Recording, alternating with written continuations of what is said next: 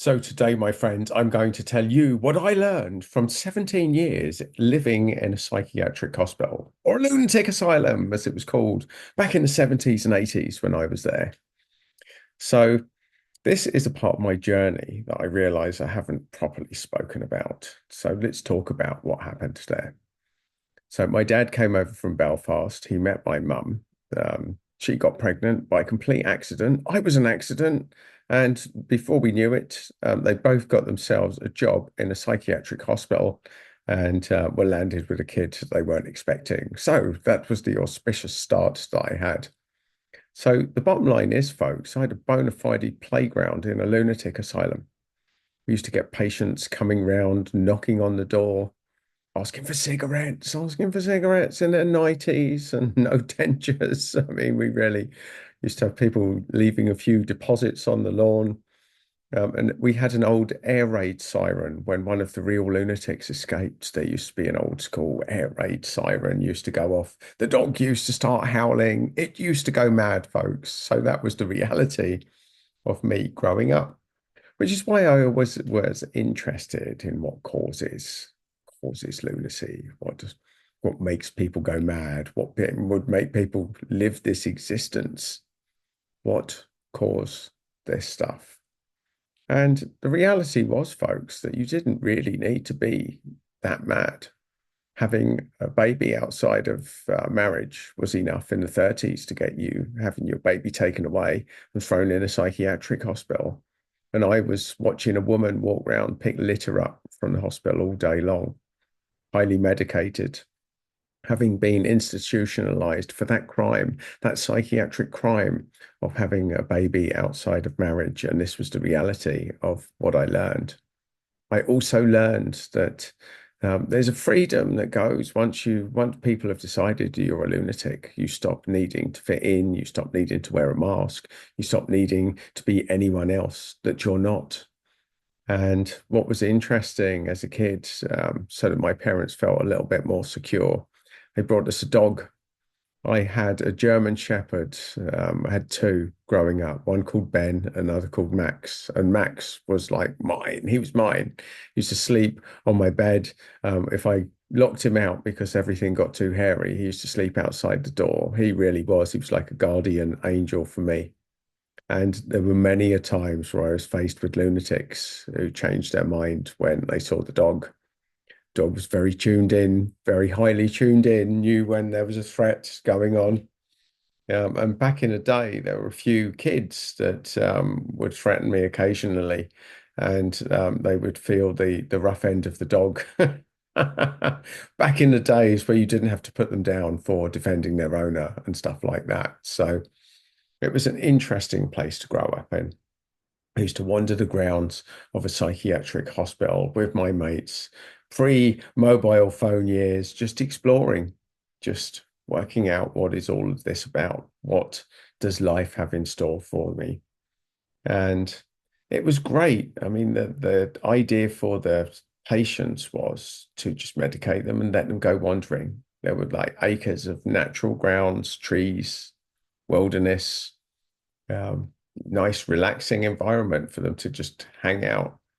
Unfortunately, these psychiatric hospitals, or certainly the one I grew up in, was built pretty much on the M25. And when that went up, they realized that these hospitals were way too valuable. The land was too expensive to justify letting lunatics roam on it, folks. So they sold the land to housing developers. And they took these institutionalized patients who spent their lifetimes just wandering these grounds and put them into small pockets of the community. And the government called this care in the community, folks, care in the community, because they care. They care. They care about housing developments and profit, folks, but not about the community of highly institutionalized patients taken out of their familiar environments and just put into small pockets and houses and hoping that they would take their medications and act accordingly. But the reality is, folks, that psychiatric nursing taught me a few things.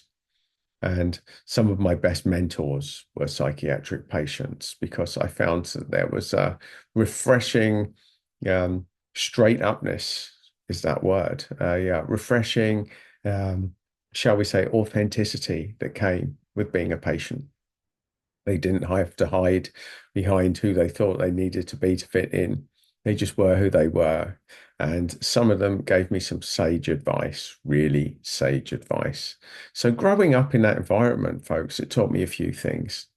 Don't judge a book by its cover, because the people who everyone think are mad are generally the most level-headed. Now, that's not always the case, folks. Some people were way further down the line, way beyond hope, but there were plenty of patients there who were pretty clued up, and they were great.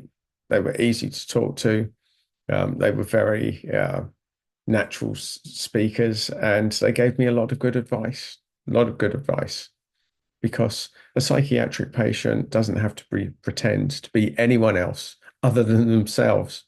And that's what I found in that environment. Also, during my nurse training, we trained in a psychiatric hospital. I did the first year of my nurse training in a psychiatric hospital.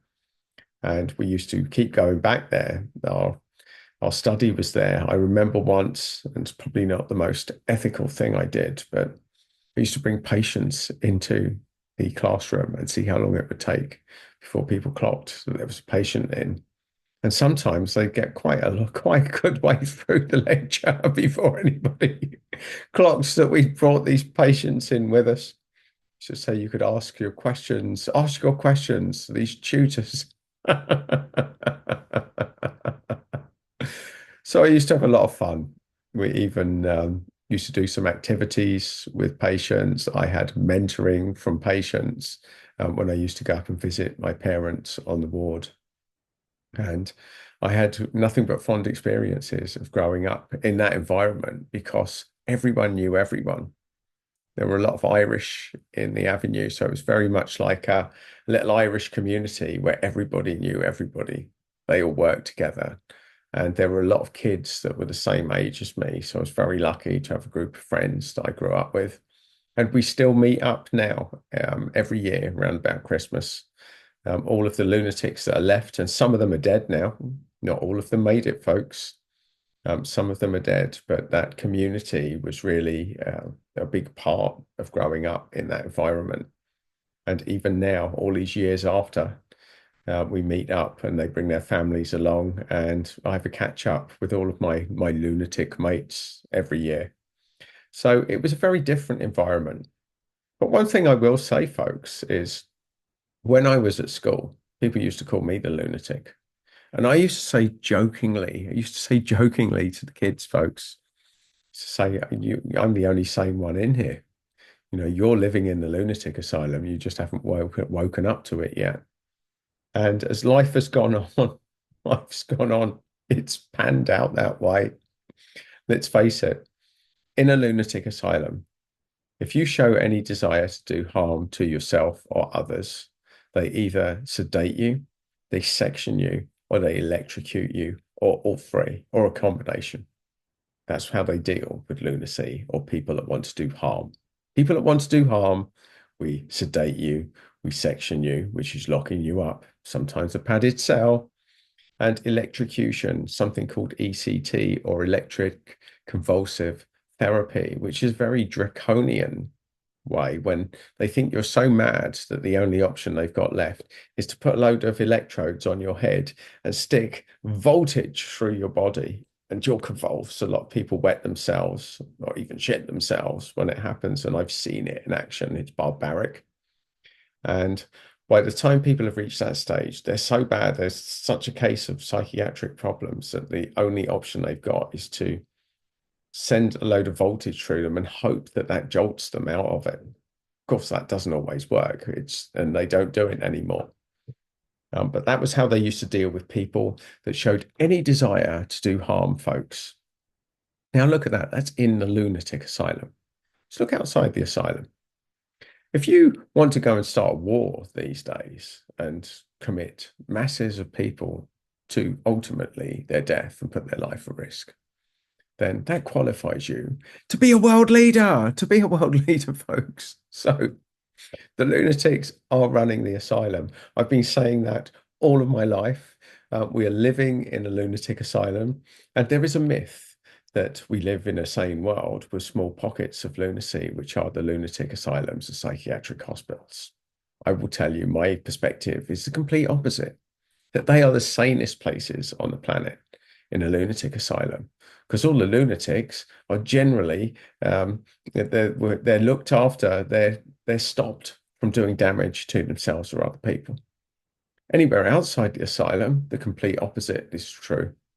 That's where the lunacy is, folks. So, my perspective on life and on lunacy is utterly unique from somebody that spent 17 years of my life in a lunatic asylum. And I can tell you for certain that some of my best friends are lunatics. And what is a lunatic? Let's define the word lunatic. So, when I grew up, lunatic was a derogatory term, meaning somebody that was a little bit unhinged or not quite right in the head or a little bit stupid. So that was what it was given to me. I came to love that title. And the reason I loved it was because there were bona fide lunatics at my school, folks. There's people doing time for murder that were in my class, that were in the sixth form. And these people used to go around dishing out damage to people at school. But because they thought I genuinely was a lunatic on day release from a psychiatric hospital, these lunatics used to give me a wide berth. And funnily enough, I was friends with a lot of lunatics because I knew how to build rapport with people that were a little bit different, a little bit special, folks. It's given me a gift. And not only that, when I went backpacking, growing up in that environment gave me the street skills to probably still be alive, folks. So the lessons in school are different. Mine was not the most academically brilliant school. Indeed, the the year after I left was the first year they brought out league tables in schools. And ours was third from bottom in Hertfordshire. And I think there were two special needs schools below it. We were really not, we were the opposite of a place of academic excellence. That's just the way that it was, folks.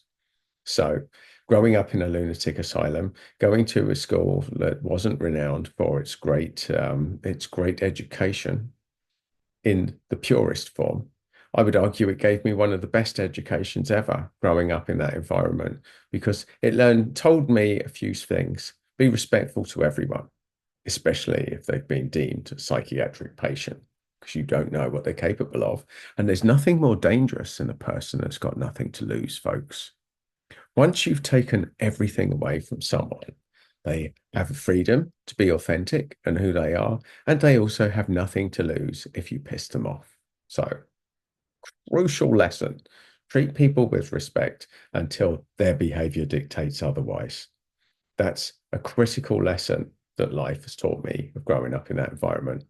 Secondly, you'll get the pearls of wisdom out of even the maddest people in there. Not everyone's sane 24/7, but even the maddest person can have moments of lucidity that are valuable. And even the sanest person can have moments of madness where you don't want to be listening to them at all. And you have to learn that these nuggets come from all different sources and that there's a time and there's a place that anyone can channel great information.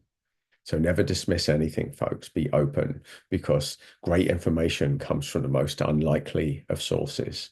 And the third thing, probably the most important thing of all, is be yourself.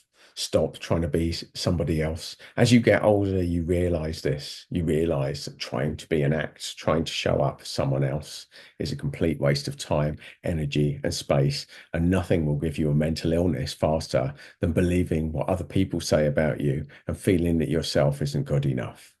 So there you go. I was blessed to be surrounded by people who were deemed so mad that they were authentically themselves. So luckily, I've grown up never believing that I need to be anyone different. So there you go, folks. Lessons from 17 years in a lunatic asylum. And if you like my little ramble and want more hints and tips, then do subscribe. And if you want more content, there's a little video there. But either way, folks, go out, be yourself, be in touch with who you are, and never apologize for who you are to anybody.